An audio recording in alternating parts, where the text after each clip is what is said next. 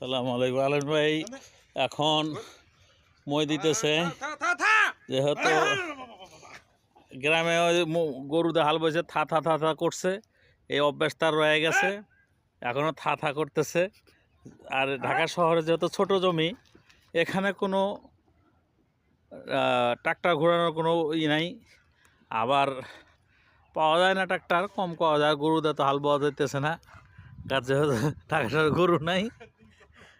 এখন এই দুজনে গরুর মতো কাজ করতেছে। হ্যাঁ, আর সোজা দিতেছে, করেছে, মই দিয়ে দিতেছে, জমিটা সোজা হয়ে গেল।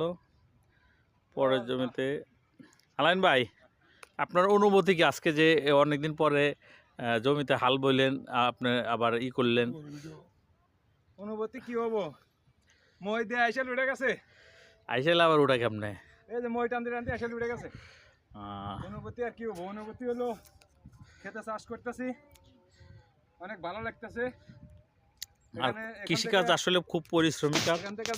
আসলে আমাদের কোনো কৃষককে অনেক ভালো লাগবে, অনেক মজা লাগবে।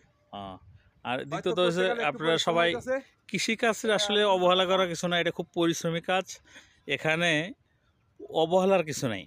যারা কৃষককে অবহেলা করে আসলে তারা আসলে মানে আমি মনে করি মানুষের মধ্যে পড়ে না, কারণ হচ্ছে কৃষিকাজ অনেক পরিশ্রমী কাজ এবং বাস্তবমুখী কাজ। জীবন মানুষের চালার জন্য সবাই খালি লেখাপড়া করে, তো কৃষিকাজ করবে কে? তার থেকে আমরা আসলে ছোট্ট জমি, আমরা নিজেরা চেষ্টা করতেছি যতটুকু পারি কিছুটা করে খাওয়ার, তাতে বুঝতে পারতেছি যে আসলে কৃষিকাজ অনেক কঠিন।